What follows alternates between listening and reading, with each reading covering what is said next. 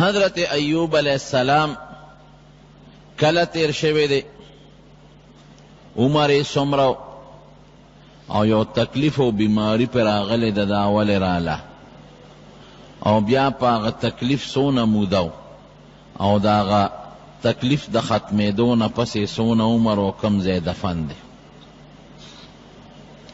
نو اختلاف پکې شته، خو راجح قول دا دی چې دا د ابراهیم علیه السلام نه پس 100 کاله پس پیدا شوی دی، او د ابراهیم علیه السلام 15 نوسیو، دا هغه 15 پشته پس.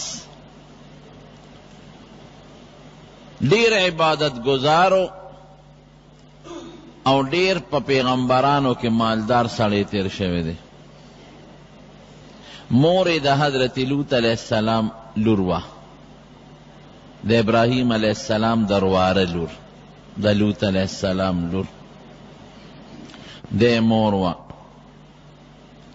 او دومره عبادت گزار په پیغمبرانو کې، ټول پیغمبران عبادت گزاری، خود ډیر زیات عبادت کړي، ډیر عبادت گزار تیر شوی دی، او ډیر زیات مالدار او ډیر زیات سخی سړی تیر شوی دی.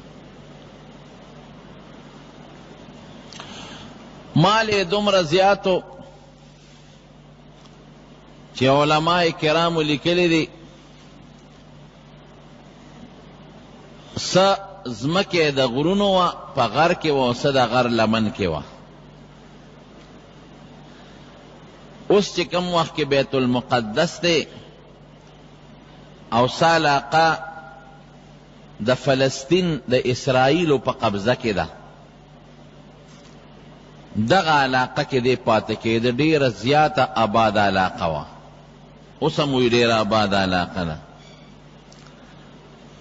هغه علاقه اوس د اسرائیلو په قبضه کې ده، کم ځای کې چې حضرت ایوب علیہ السلام تیر شوی دی.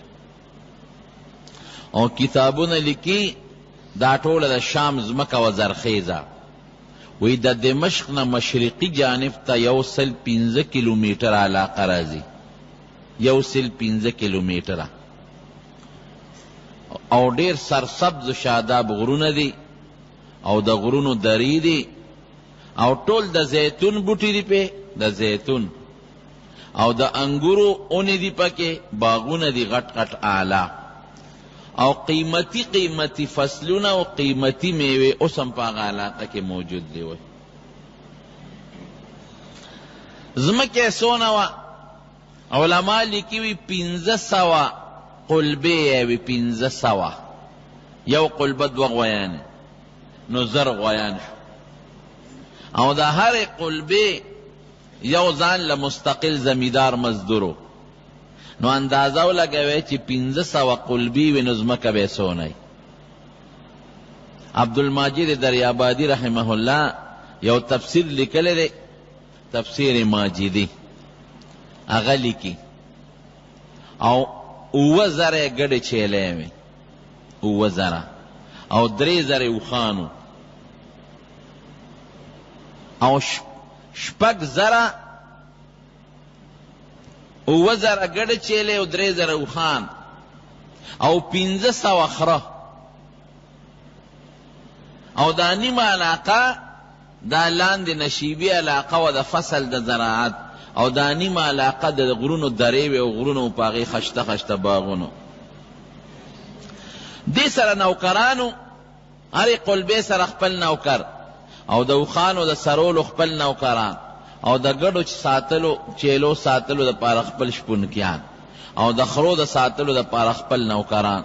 ډیر زیات مالدار، دومره مالدارو.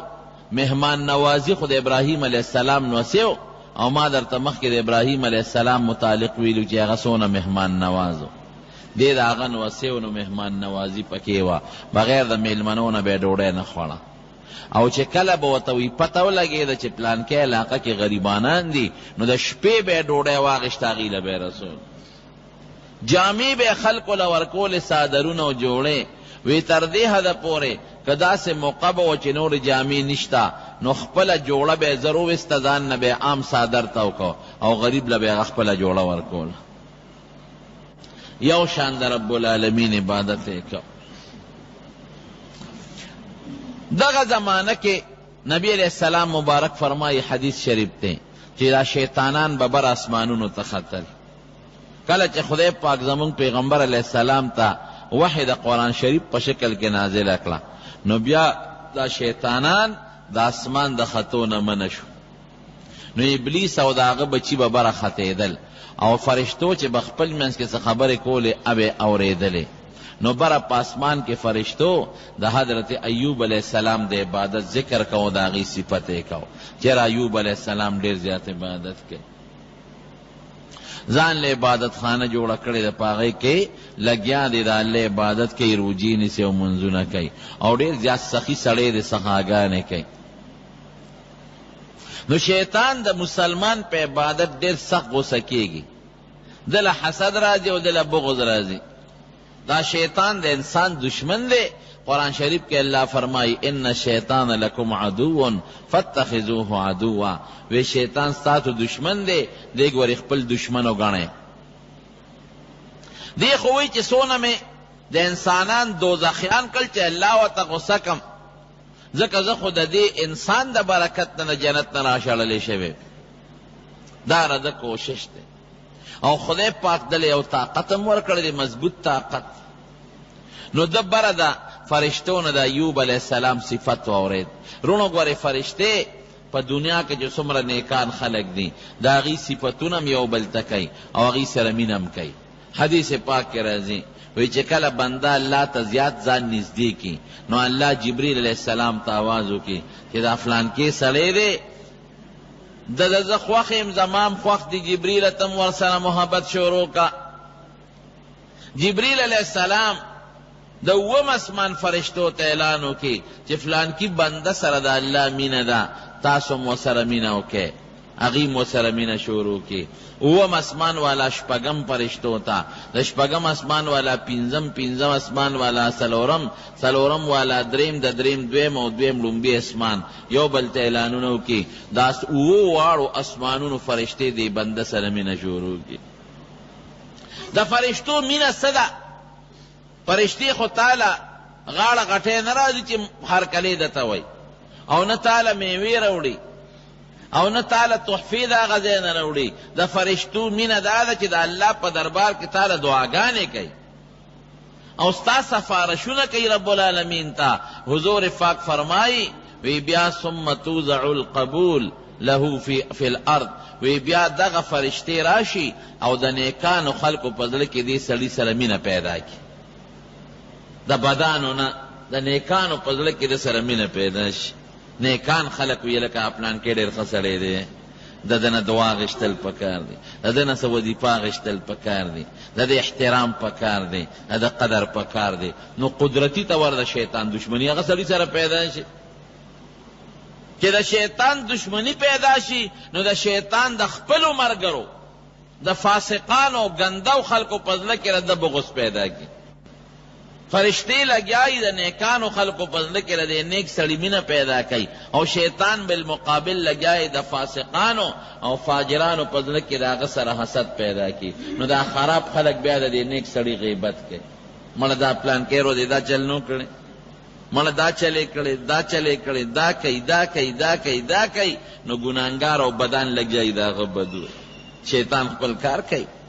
نو فرشتے دا دا نیک سڑی خبرم کئی او غی سره مینم کوي.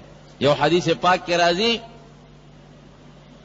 وی دا نیک سړی چې ښځه د دې نیک سړي خبره نه مني په دنیا کې او د نیک سړي سره د ده ښځه جګړې کوي، وی په جنت کې حورې لګیایي هغه الله خبروي. هغه حورې وی ای ښځې قاتلک الله، خدای دې هلاکه که مردارې. دا سړی ولې خفه کوي؟ دی خو تا سره د یو څو ورځو میلمه دی، ان قریب به تا نه جدا شو مونږ له به راځي. د دې سړي دپاره جنت کې کوم حورې دی پې خفه کېږي او دې ښځې ته وله خیرې کوي. حضور پاک فرمایي نو دغې فرشتې لګیا وې او د ایوب علیہ السلام صفت یې کاو. نو د شیطان په زړه کې کرښې چې اوهو دا خو دیو نیک سړی چې فرشتې صفتونه کوي، دله خو څه چل ول پکار دی.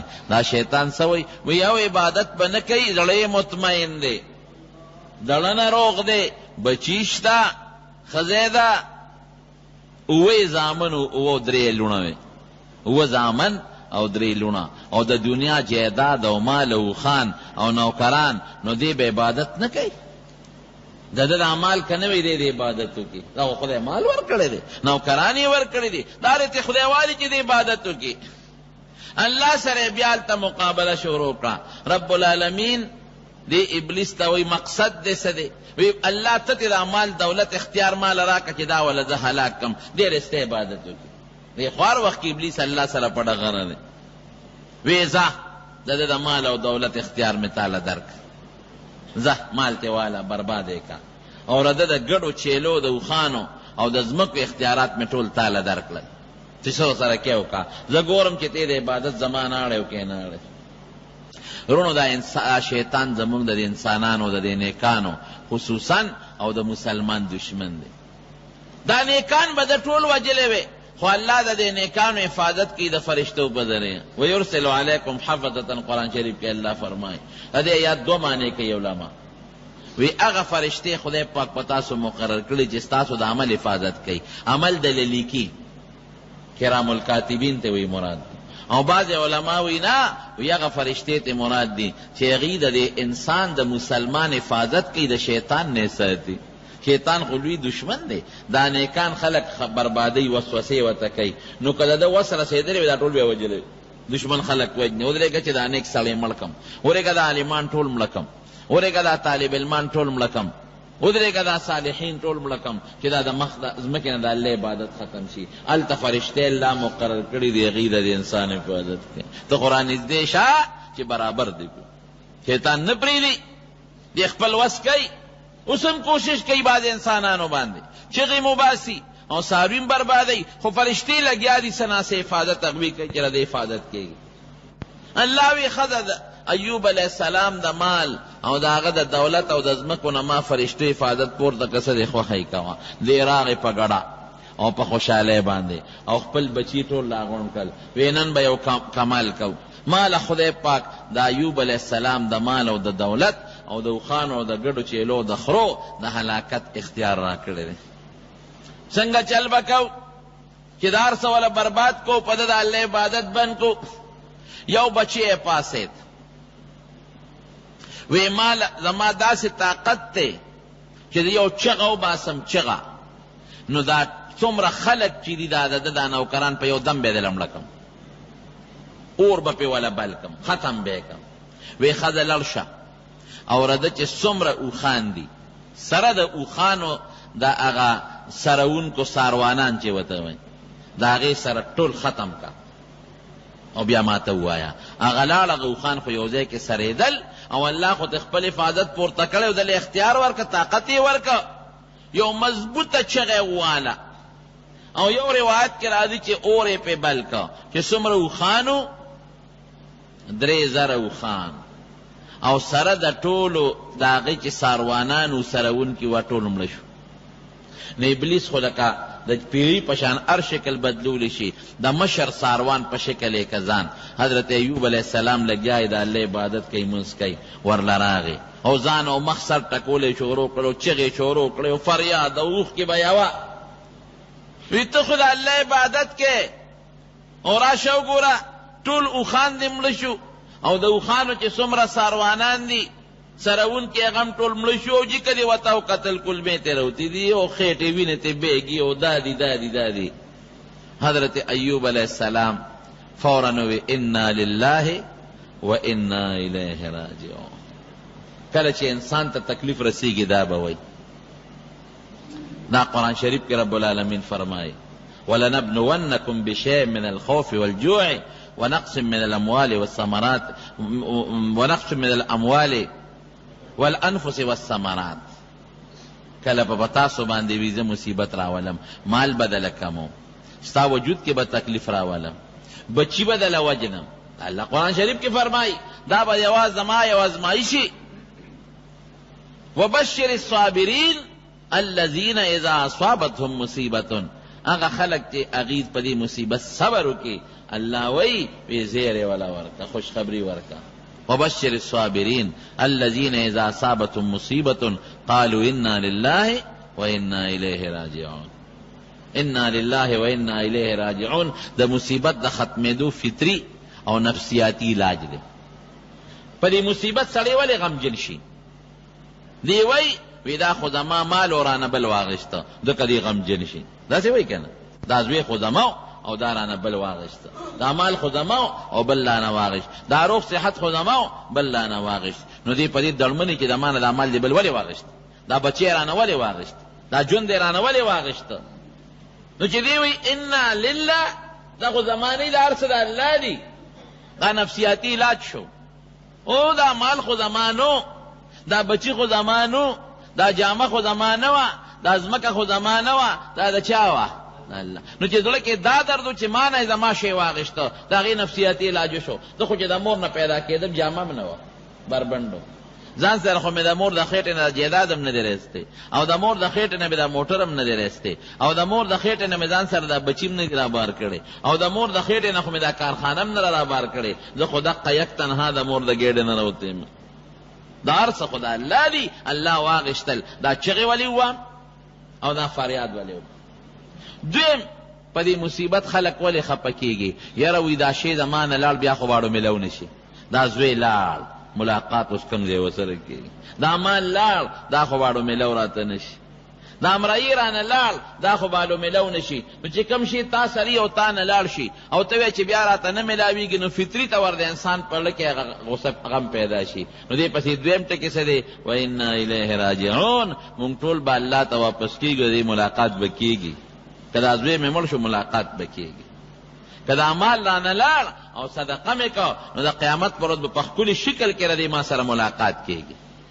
که دا روغ صحت رانه لاړ او بیماري را باندې راله، نو د قیامت پر ورځ به ما سره د دې د یو ښکلي شکل د ثواب په شکل کې ملاقات کېږي. نو په دې مصیبت او په غم کې دا دوه سوچونه راشي چې ما نه شی لاړ، دا به میلاویږي او که نه، او دا خو زما و. الله و انا لله، دا ستانه دي مونږ ټول د الله یو، و انا الیه راجعون. د قیامت په میدان کې به دا ټول سره میلاویږي. نو دې سره فطري طور، نفسیاتي طور د انسان په زړه کې اطمینان پیدا شي. بیا الله سوی صبر کوونکو ته الله اجر ورکوي. اولئک علیهم صلوات من ربهم ورحمه اولئک هم المهتدون. یو لوی عالم لیکي، بخاری شریف کې شته، وی سړی چې چاله یو بار ورکوي، نو که ستاسو خیالي، نو یو خوا د اوښ نه یا د خر او د اس نه یو خوا ته انډي وي او بل خوا انډي وي، چې د یو خوا بل خو هغې ته انډي وایي که، او چې په هغه منځ کې یو شی پروتي، یو خوا هغې ته سرباري وایي، عربی کې ورته علاوه وایي. وی نعم العدلان و نعم العلاوه. وی الله درې بدله ورکړل، دوه انډي او یو سرباري. اولئک څنګه دی؟ علیهم صلوات من ربک ورحمه. دا الله مهربانه او عظیم رحم دو شو. اولئک هم المهتدون، جنت ته بمزي، دې سرباري شو. او د ایوب علیہ السلام متعلقم الله وی نعم العبد، ډېر ښه بنده، انا وجدناه صابرا، دې موږ صابر موندلیو. د یو پیغمبر متعلق قرآن شریف کې دا نشته، صرف د ده متعلق راغلی چې انا وجدناه صابرا. الله وی صابر مونته، صبر بهترین شی دی. قرآن شریف کې الله وی انما یوفى الصابرون اجرهم بغیر حساب. بیان القرآن کې مولانا اشرف علی تانوی رحمه الله لیکلی دی، وی د قیامت پر ورځ او شبیر احمد عثماني رحمت الله علیه په خپل تفسیر کې لیکلی دی، وی د قیامت پر ورځ چې الله تعالی د اجرونه ورکوي، ثوابونه، چاله به یو په لس ورکوي، چاله به یو په شل ورکوي، چاله یو په 200. او چې کم صابرین دي دوی چې راشي هغې ته به دونه اجر ورکړي چې د هغې څه انتها به نه، بلکې یو روایت کې راځي دومره اجر به چې د هغې به وزن ته او طول ته مجت نه وایي به چې زه دومره شی مې درکړه چې وزن ته جیسې ته بې حسابه بې کتابه جنت ته ځه. نو په تکلیف او په مصیبت صبر، آزمایش خو راځي، په نیکانو راځي. حدیث پاک کې راځي، ترمذی شریف حدیث ته، اشد الناس بلاء الانبیاء، ډېر زیات تکلیف په پیغمبرانو راځي. ثم الامثل فالامثل، بیا چې څومره ډیر نږدې دی الله ته پاغه، بیا چې څومره نجات نږدې دی پاغه راځي. او تاسو ته یو مثال درکم، سره در چې اور کې واچې نو دا د تو سره ویلی شي نو هغه ګیلټ او زنګ ته ختم شي نو سوچه خالص روزي. داسې ده که نه؟ او چې ما ته پته را چې که کاغذ اور ته غورځوم بربادېږي نو څوک کاغذ اور ته نه غورځوي، یا یو ډکې دی که دا اور کې منډم دا رانه ختمېږي لوخړه کېږي نو نه منډم، او چې راته پته ده چې سره زر منډم نو سوچه کېږي نو منډم. نو دارنګې د دې نیکانو صالحینو پیغمبرانو مثال د سرو زرو دی. دی لکه تکلیف ورکی رب العالمین نو دی وسره نورم کمال ته رسیږي، درجې نورم بلندیږي، اگر چمک نورم زیاتیږي. او د دې ګنده او فاسقانو فاجرانو مثال د کاغذ او د ډکو دی. الله وی کور ته مې وروغورځول بس لوخړه کېږي ختمېږي. که لږ تکلیف مې راوس ایمان پرېږدي، که یو څپېړه مې ورکړه چې ټیکو مې د کاغذ مثال یې لوخړه به شي هغه ایمان به مرزره پرېږدي. که لږ معمولي زور مې وله ورکړه نو د ایمان هم ورسره پرېږدي ختمېږي. د ډکې مثال یې دی. نو ځکه چې کم حدیث پاک کې راځي رسول الله مبارک فرمایي وی چې څومره کم سړی په دین کې سخت د دنیا ازمایښونه په هغه زیات راځي. سخت په دین کې اوسپنه ده، سخت په دین کې سره زر دي، سخت په دین کې تانبه ده، مثلا سخت په دین کې پیتل دي، نو ده لکه اور ورم کې نو دی به صفا کېږي، زنګ به تیزي، دی به سوچه کېږي، خالص کېږي به. او د دې نور مثال د کاغذونو دی او د بون دی او د ډکو دی چې ورو د غورځول دوړه کېږي نو هغې سره ګزاره کوي. زمارونو حضرت ایوب علیه السلام ته چې څنګه دی ووی هغه څه وایي انا لله و انا الیه راجعون. زخه شوه د یو غم خلاص شو. سبم دا سوچ کو چې اوښ مې مړ شو او بیمار شو که نه، او اوښه چې ده نو دا لنګه شو بچی یې راوړو که نه، او که بچی په لنګانه کې مړه شو که نه، یو غم غوس شو. دغه بیا الغم اوزګار شم د الله تعالی عبادت ته څه ناڅه اوزګار شم. شیطان چې خوا شو په سر یې خورې و خو ما خو یې دی به خفه شي، هغه خو لا خوشحاله شو چې غمه خلاص شو. بچی بیا راغونډ کړل، نه نه نه وی دړ لږ کمزوری و، لږ نور دړ ور رسول پکار دی. یو بل پاسید هغه وی ماله دا طاقت شته دی چې زه ولې دا ټولې ګډې چیلې سره د دې شپونکیانو په یو ساعت اوس مړه کوم. وی زه ورځه پې 2000 ګډې چیلې وې سره د شپونکیانو او خرو چې پې ورغې ارسې دوړه کړل. راغی د هغه مشر شپونکي په شکل شو. ایوب علیه السلام بیا د الله تعالی عبادت کوي، په ځان یې راکېښود او سر مخ وهه چې بل څوک پې په چغو چغو بیا جړلي. ایوب علیہ السلام کو ټینګو وی راشه کنه تو مغسې لګې خپل منځونه کې، او الله خو دغسې در پسې نښتی دی. مونږ خلک به څونه فریادونه کوو، کوټې غوندې تکلیف به څونه فریادونه کوو، الله نه بیا ګیلې کوو او بیا الله له پیغورونه ورکوو. زه له لمونځ کوم او ته ما سره دا چل کې. ته څه پوهېږې؟ ته نه پوهېږې، الله پوهېږي. دا زمیندار چې لګیا دی او د دې بوټي خاختراشي کوي، خاختراشي، نو سړی وایي دا بوټی خراب که ګوره د بوټو نه یې غاړې ماړې ووالې لنډې بونډې یې که. لیکن زمیندار دا کار د بوټي د فایدې دپاره کوي که نه کوي؟ ډاکټر چې تاله اپریشن کوي ته خو ته چغې م وې اوهو ډاکټر صاحب لاس مه پرې کوه او ګوته مه پرې کوه او اپریشن دله کوي، هغه ستا ټیک ته تاله دردمن کوي دیم، پیسې دیم لګوي، وینه هم در نه وباسي، زخمونه هم در کې جوړوي، لیکن ته په خپله فایده نه پوهېږي، ډاکټر ستا په فایده پوهېږي.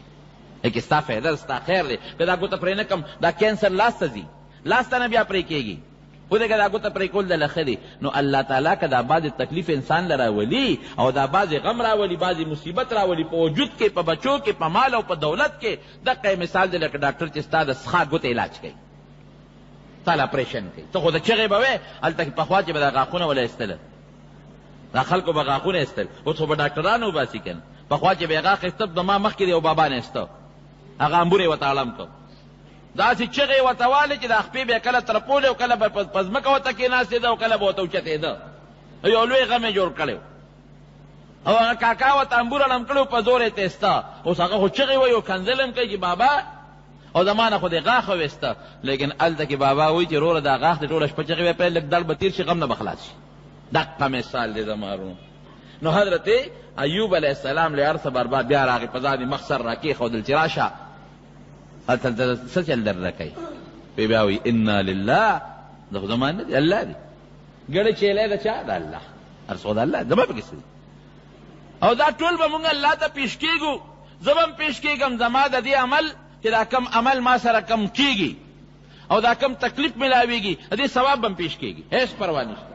د دې ګډو چیلو نه به دې ثواب د قیامت پر ورځ الله ماله ډېر بهترین راکړي. او دا خو زمان و د الله چې په دې کار ونه شو، بیا بچي راغونډ کړل، وایي وره دغه شته که نه، ځمکې شته، جایدادونه شته، او دا ځمکې به ورته سبا نوره مدنه مو کي. یو کس پاسېده وي چې زما یو طاقت شته، یو شیطان وي، ما له زول او سیلی راوستی شم، دا ټول فصل به موله وسوځومه، او دا ټول ځمکې به ورته داسې کم چې ګډ ګنډېر به یې کم وله، وایي زه ورده پې راغې فصل باندې. اوس الله خو خپل حفاظت چې پورته کي، بیا خو دا ګور جناب دا مونږ چې محفوظ یو، دا د چا په حفاظت محفوظ یو؟ دا الله.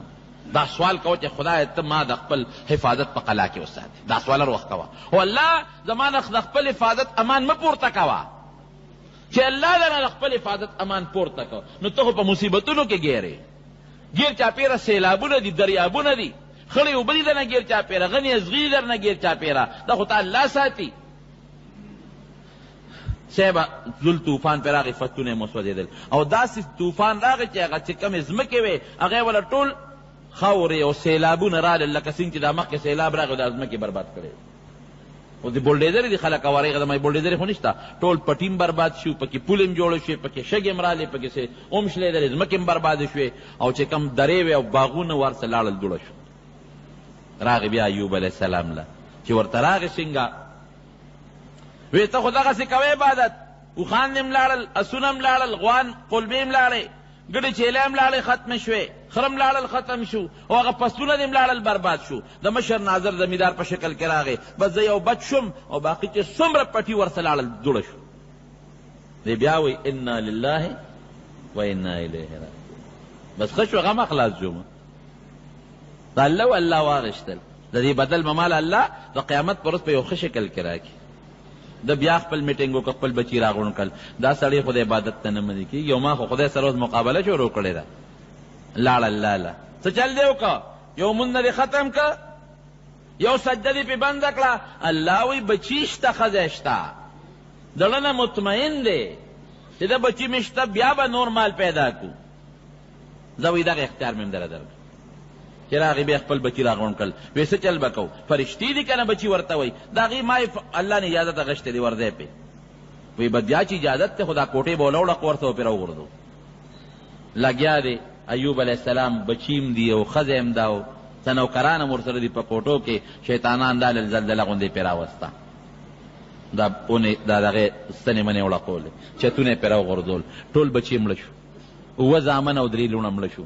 دې پکې خپل هم زخمي شو، بیبی هم زخمی شوه، دی هم زخمی شو، بیبی هم زخمی شوه.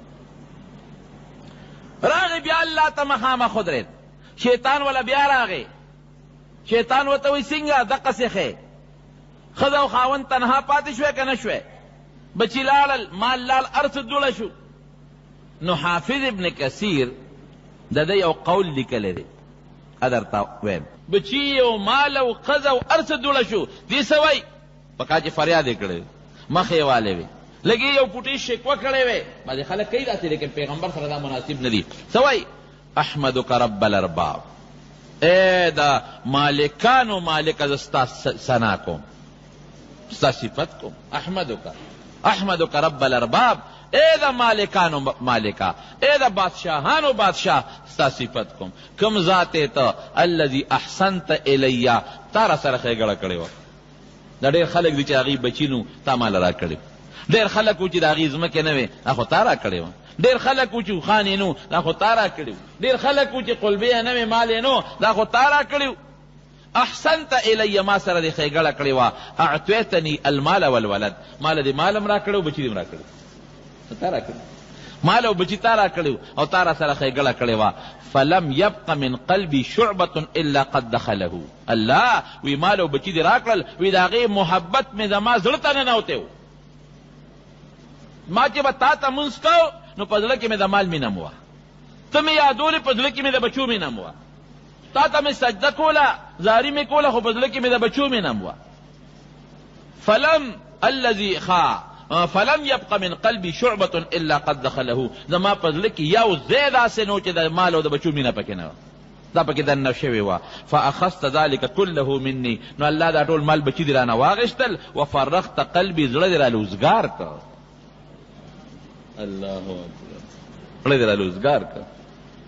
هغه د مال او د بچو مینه چې مې زړه کې پرته وه الله هغه دې واغېشتل، ادې واغېشتل. اخذت ذلک کله مني، ټول دې مانه واغېشتل. وفرقت قلبي، زړه دې راله اوزګار کړه. اوس به ایله ستا داسې شوق سره عبادت کوم پروردګار اوس تماشه کوه. مخکې خو به مې ستا عبادت هم کو، بچو طرف مې توجه به وه، د مال توجه به وه. دنیا کې چې سړی وي نو د دې توجه وي که نه وي؟ مال چې څومره زیات وي غمونه زیات وي، دا توجه وه. اوس هغه توجه کټ، کنیکشن صرف چا سره دی؟ الله سره دی. اوس به بچی نه یادوم، بچی مې خوږ دی راشه علاج وله وکړه، بچی ناجوړه دی راشه علاج وله وکړه، مزدور ناجوړه دی ډاکټر له بوځه، اوږې دی ډوډۍ ورکړه. نه هغه قصې لاړې ختمې شوې، د زړه نه هغه مینې محبتونه ووتل. اوس صرف او صرف الله ستا مینه مې په زړه کې پاتې ده. فرقت قلبي، زړه دې راله اوزګار کړه، ربه زړه دې راله اوزګار کړه، خوشحاله دې کړم. فلیس یحول بیني وبینک شیء، اوس وي زما ستا په منځ کې پرده نشته، زما ستا منځ کې بل حایل رکاوټ نشته، مال بچی رکاوټ نشته، اوس هر څه ختم. دا حافظ ابن کثیر په سورت انبیاء کې په خپل تفسیر کې لیکلی، حواله مې درکړه. ښځه دې پاتې شو، چې پاتې شو ټیټ عبادت شروع شو، مخکې په نسبت بهترین عبادت. د نبی کریم صلی الله علیه وسلم یو ماشوم نوسې، یو ماشوم بچی نوسې د بی بی زینب مړ کېده، وفات کېده. بی بی زینب سړی راولېږه نبي علیه السلام ته چې بابا ته مې ووایه چې راشي، ځکه چې اولاد له پلار راشي نو غم له غوندې دغه شي کم شي. نبی هم خو پوهیو چې دا حضور پاک ډېر لوی رحم و، که زه ورغلم خو مال هم جړه راځي، دا لور به مې نور هم پریشانه شي. وی دې لور ته مې ووایه چې ان لله ما اخذ وله ما اعطا، چې څه درکړي دام د الله دی او چې د نه واغېشتل دام د الله دی. او فلتصبر، صبر دی وکړي، ولتحتسب، او په دې مصیبت کې د الله رضا طلب کوه. ګوره څه درکړل او څه واغېشتل د چا دی؟ د الله. دا تصور او سوچ دی چې د بنده قایم شي چې د مور نه پیدا کېدم سو ما سره ارسه الله راکړه خو الله واغېشتل کړه. او که ته وایې دا بچې دا به څنګه کېږي دا پلار، نو قیامت پر ورځ ملاقات کېږي که نه؟ خو ازمایش ډېر سخت دی، ټینګېدل ورته ګران دی. غواړې به یې نه ګورې، دا به نه وایي چې یو سړي وي الله ماله صبر راکړې. نبي علیه السلام وی سألت البلا، وی مصیبت دی، ځکه صبر خو هلې چې مصیبت وي. داسې شوه لکه چې مصیبت در باندې راشي نو صبر، نه چې مصیبت راشي نو هغه وخت بیا صبر دعا کوه، او چې مصیبت نه صبر دعا به نه کوې، نه منل. شیطان بیا الله الله یا الله سړی مطمئن دی، ټیک ده چې بچي هم لاړل او نوکران هم لاړل، په خپلو لاسونو دفن کړل، خښ هم کړل، لیکن جناب الله سړی بیا هم په خپل ځان مقابله دی که نه؟ که د صحت یې خراب شو دی رسته عبادتو کې، زه وایي سنه اختیار مې هغې کې هم درکړ.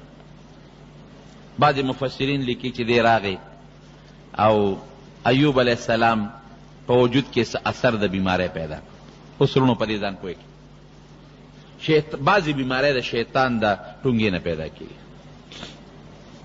بعضې بیماری دا شیطان یو نجس پلید شی دی، دی بعضې وخت کې راشي دی لاړې توکي په خوراک کې چې تا هغه ډوډۍ خورې هغې نه مرض پیدا کېږي. په څه به ځان بچ کې؟ د الله په نوم. تېره جمعه مې درته ویلې بسم الله ووایه، که دې منځ کې درته یاد شوی بسم الله اوله واخره، د الله نوم والا د ده نه به دې الله وساتي. بعضې وخت کې د انسان له ټونګه ورکړي، بعضې وخت کې د انسان د زخم له لاړې توکي متیازې ورباندې وکړي. اوس ته نه ګورې چې کله د انسان زخمي شي نو فوراً ډاکټران ورته یو قسم ستن وایي ټیسټ څه څه شی دی چې د زخم نه څه کینسر جوړ نه شي، جراثیم پکې پیدا نه شي، بار نه را نه شي. دقه رنګې دې کوشش کړي چې دا جراثیم په دې زخم کې پیدا کړي او په زخم کې څه تکلیف پیدا کړي. نو شیطان ظاهري خپل کوشش کوي دا پیغمبر سره هم کوي او بنده سره هم کوي. خو پیغمبر ته الله ساتي او عام بنده چې دی نو اته کله خدای وساتي چې دی هغه بهتر کلمات وایي، او که هغه بهتر کلمات د پیغمبر علیه السلام ونه وایي نو بیا دې ته نه ساتلی کېږي. نبی علیہ السلام مبارک فرمایي وی چې کله ماښام بانګ وي ماشومان بار مه پرېږدئ. ګورو دا دې کې فلسفه ده، ماشومان به بار نه پرېږدئ چې کله پوره تیاره خوري شي نو که بیا وځي نو وځي دی. ولې شیطانان دې وخت کې راخورېږي، دې ماشوم ته نقصان به دله ورسوي. ممکن ده دغه لږ ټیم کې د ماشومانو نه د الله حفاظت پورته شوی دی او شیطان راځي په دې زخم کې به متیازې درته وکړي، لاړې به ورته وکړي، جراثیم به روړي پکې ورته درته واچوي، ډوډۍ کې به درته څه واچوي، سپېمو کې به درته څه شی واچوي. د خپل لګیا د خپل کوشش کوي. ماسخوت څوک چې سار نه پاسي، نبی علیہ السلام فرمایي دا هغه سړی دی باله شیطان فی اذنیه چې شیطان په دې غوږونو کې متیازې ورته کوي. خو چې څنګه شیطان نه ښکارېده متیازې مونږ ته نه ښکارېږي. نو چې غوږ کې متیازې لاړې غوږ دننه زخمي دی څه به ترې جوړېږي؟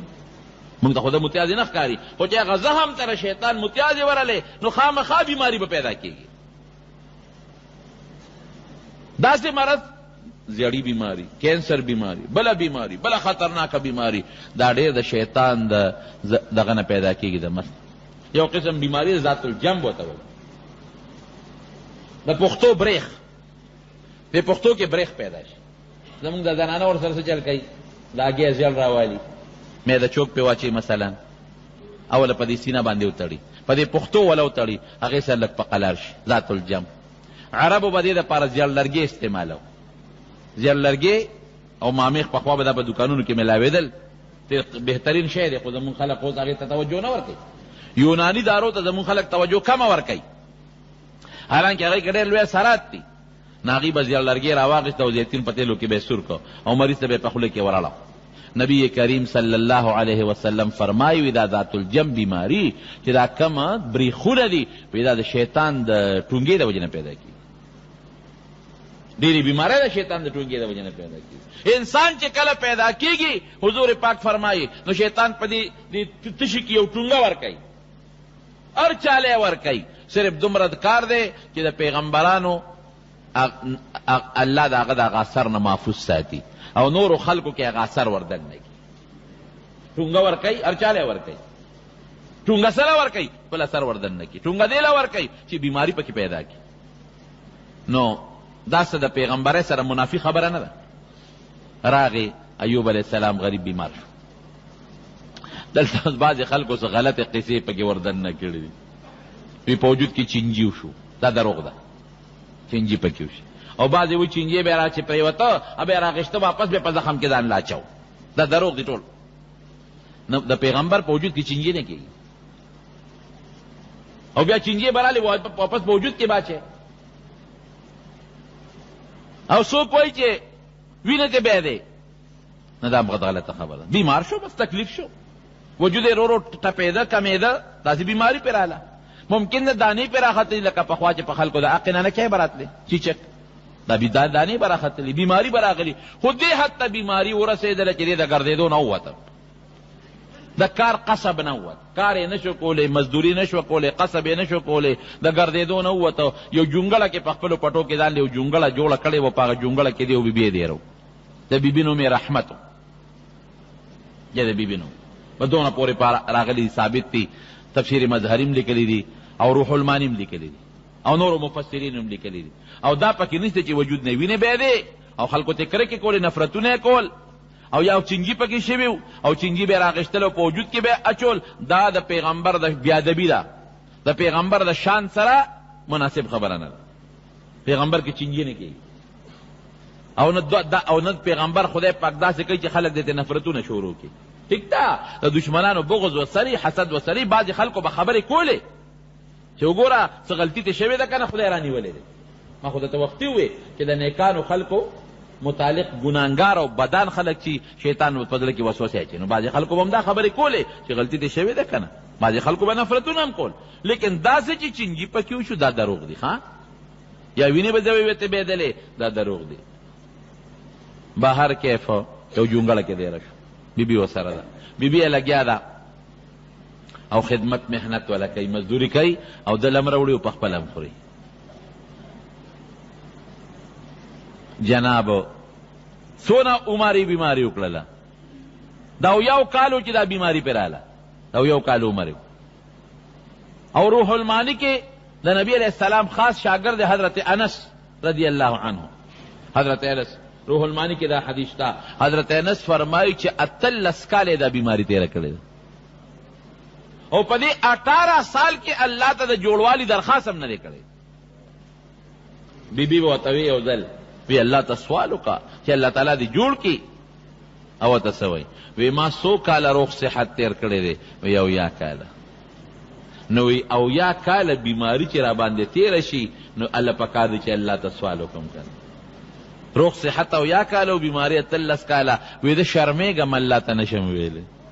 مالا یاره 80 کاله چې د مزې کولې او بچی دی مو او مال دی مو ځمکې دی مو جایداد دی مو اسم نه، او چې 13 کاله لا او یو ته خو نیمې ته هم نه رسېدلې بیماري راله نو اوس فریادونه کې نه ویم الله.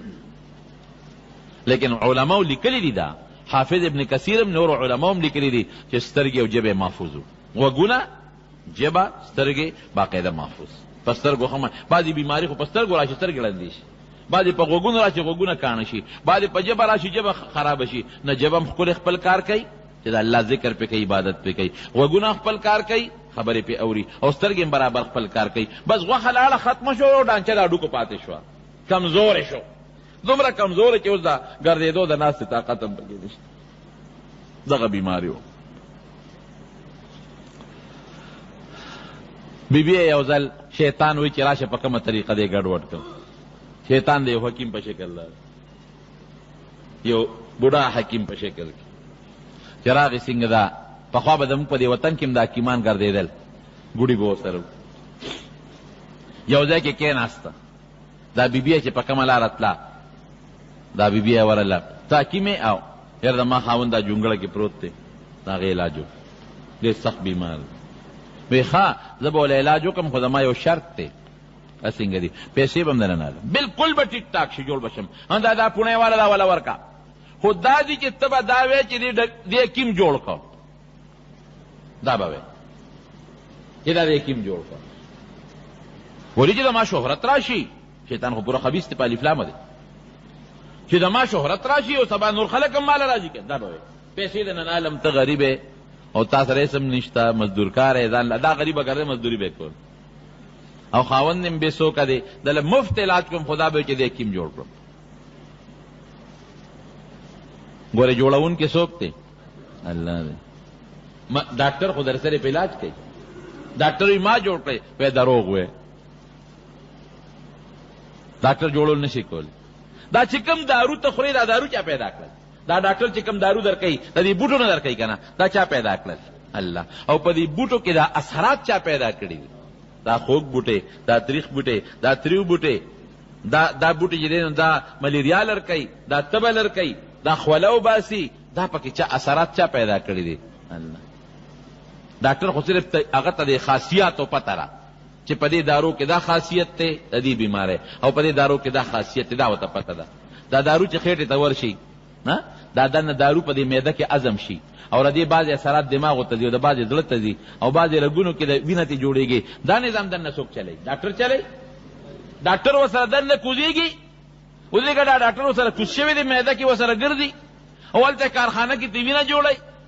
ډاکټر خو صرف خاصیت پیژني چې د دې بوټي دا خاصیت، د دې بیماری دا علاج، دننه چې دارو ور واچوي دا وینه تې څوک جوړوي؟ د دارو د دې نه دا صفرا او دا سودا او دا مختلف څیزونه څوک جوړوي؟ دا بیماری پې څوک لر کوي؟ نه په الله کوي. کوم اوبو کې چې ډاکټر دارو جوړوي دا اوبه چا پیدا کړي دي؟ الله پیدا کړي. زمیندار کاکا وایي وی غنم ما زرغون کړي، ای خامخله دروغ وی، تا صرف تخم نستلی دی. په ځمکه کې دا زرغونتیا طاقت چا پیدا کړی دی؟ الله. او د دې بوټي نه دا خشته ښکلې وږي چا پیدا کړل؟ الله. که د زمیندار وس وی نو بیا به په یو ټانټه کې 10 وږي پیدا کول او 10 به پیدا کول، داسې وکړه نه وه؟ دا خو د الله کار دی. دا ابو هوا چا پیدا کړی ده؟ الله. ځمکه کې طاقت چا پیدا کړ؟ الله. او زمیندار بابا په دې لاس کې او په دې سترګو کې او په دې دماغو کې دا طاقتونه چا پیدا کړي دي؟ الله پیدا. ته صرف ظاهري او سبب، باقي نظام څوک چلی؟ الله چلی. نو هغه خبیث ورته وایي شیطان، وی ته به دا وایې چې د جوړ کړم. هغه غریب هم دا ذهن کې واچوله، هغه خو مطلب دا و چې دا مشرکه کما، لیکن هغې ته خو زړه کې هغې دا واچوله چې د حکیم په ما ځان مشوری. چې راغې خاوند ته کېناست ایوب علیه السلام ته داسې یو حکیم دی لار کې، او ما ته خو مفت داروي دا پوڼې راله راکړي، دا وله ورکه جوړ به شي. خو دا چل دی چې دا ټکې به وی چې دا دغه جوړ کړو، حکیم جوړ کړو چې شهرت ته هغه راشي.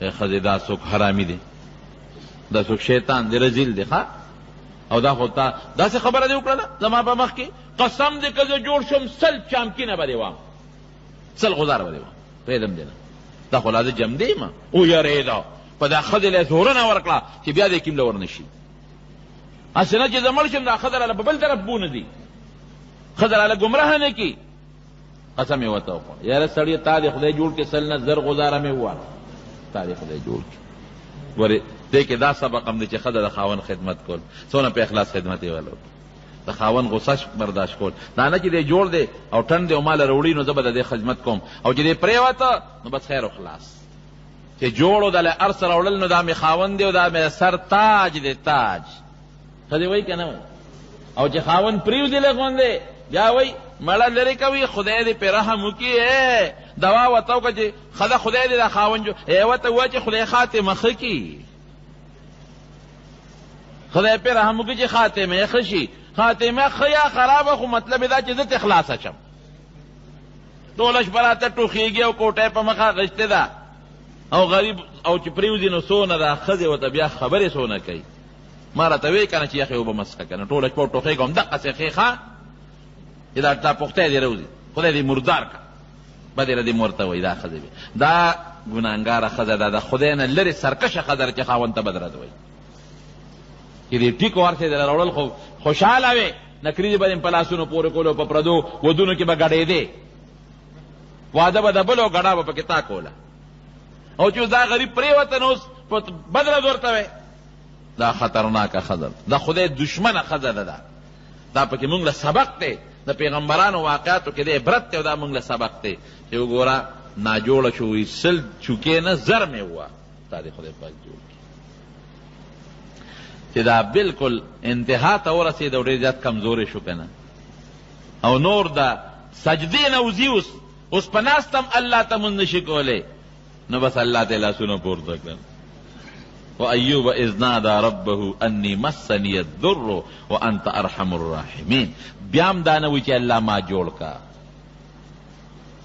ما ته تکلیف رسېدلی دی او الله ته ډېر زیات رحم کوونکی دا نه چې ما جوړ کا تکلیف رسېدلی دا هم نه وي چې تا تکلیف را رسولی دی بل ځای کې څه وایي بل ځای کې وایي چې أني مسني الشیطان بنصب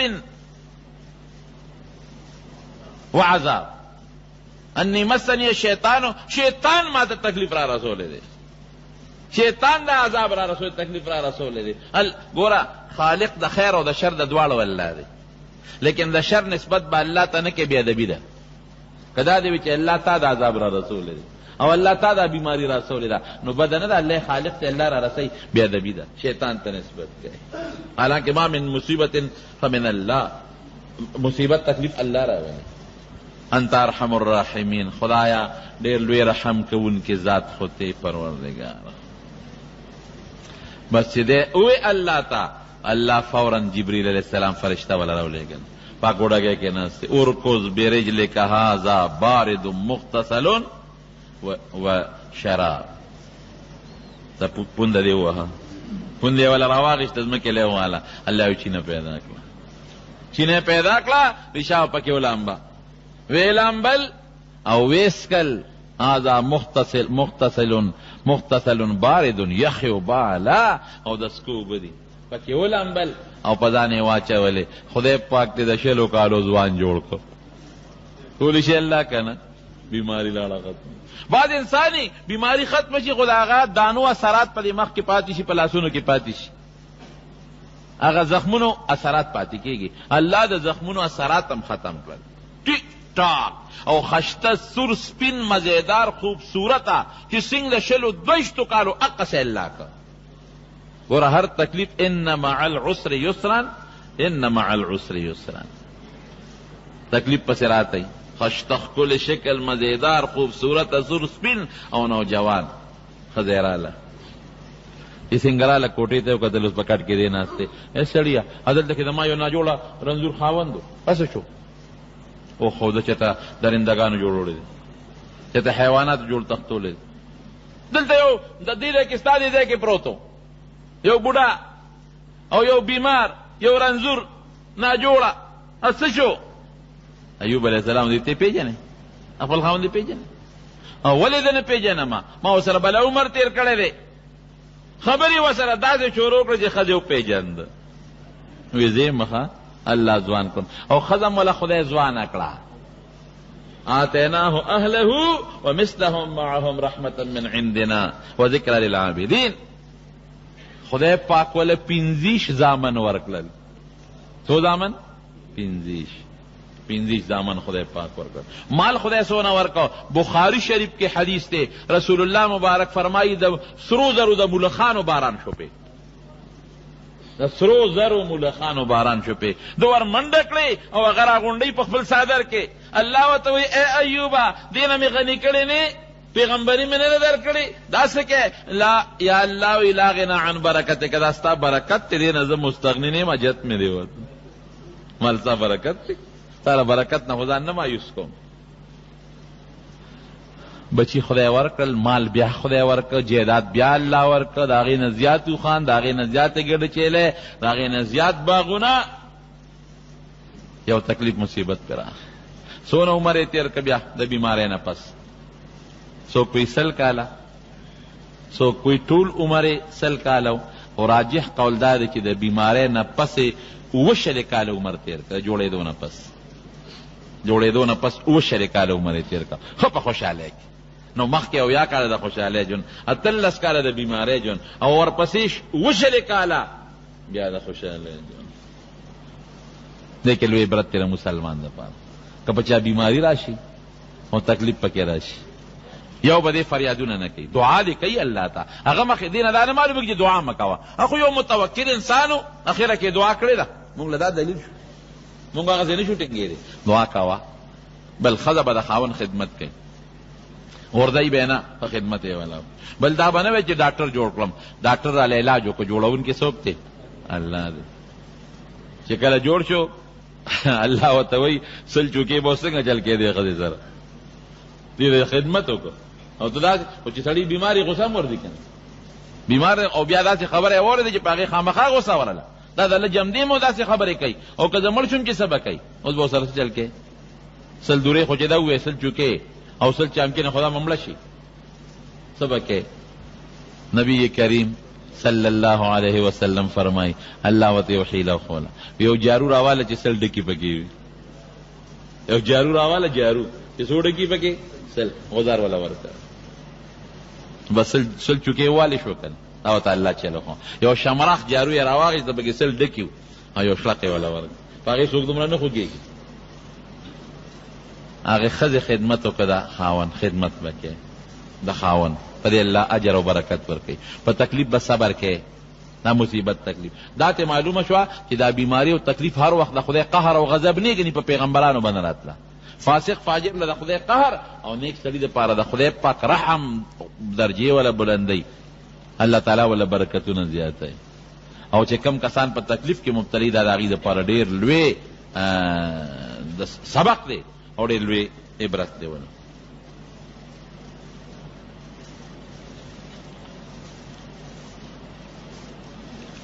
بهر کیف دا دغه دعا مې ته ویله د هغه مې دغه نه ویله نو بهر سے کیف دا الله تعالی په څلورو صورتونو کې د حضرت ایوب علیه السلام دا واقعه د عبرت لپاره نقل کړې ده او انبیاء کرام ټول د خدای پاک مقرب او نزدې مخلوق تیر شوی دی او د هغې واقعات دا زموږ دپاره لوی عبرت دی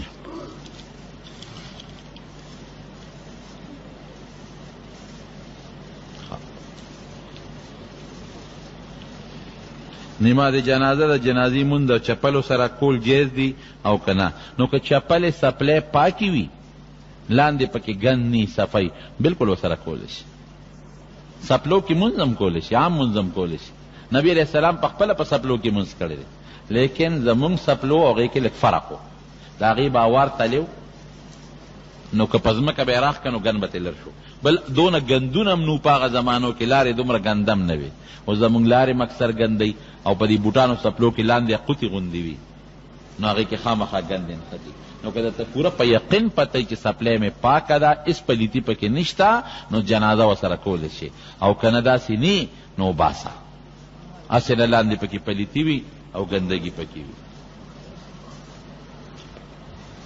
بجلی اغلا څوک کوي نو کوچې چې او اوبه هغې کول جیز دی او که نه نو ما ته وښایه که نه څوک یې نه کوي دا خو لوی غم دی ښه خبره نه ده چې دا فتوا موږ نه ورکوو بجلی اغلا ښه نه ده ګناه ده کم سړي د ګیرې مذاق وکړو اسلام او بالکل که د ګیرې په دې نیت یې مذاق وکړو چې دا یو سنت دی د پیغمبر سنت دی په دې جهت یو سړي د ګیرې مذاق وکړو نو د سنتو سپکوالی دا سړي د ایمان نه وباسي په دې نسبت چې وکړي او دا یو ملګری دی بیمار دی موږ ورته هره جمعه کې دعاګانې کوو دعا ورته وکړئ چې الله تعالی وله شفا ورکړي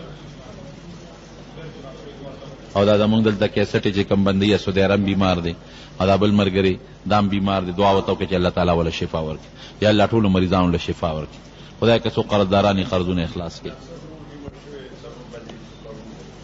الله تعالی دې مغفرت نصیب کړي ناصر رو وفات شوی دی الله دې مغفرت نصیب کړي خدای دې وارثانو له صبر ورکړي الله دې د نورو غمونو نه وساتي دې ملک ته دعا کوي چې الله زمونږ په دې ملک کې امن و امان راولي الله زمونږ په دې ملک کې امن راولي الله زمونږ په دې وطن کې د قرآن او سنت نظام راولي او خدای زمونږ د جوماتونو او مدرسو عام مسلمانانو حفاظت وکړي الله ته زمونږ نه راضي شي اخر وخت کې بخلي دا کلمه نصیب کړي چې لا اله الا الله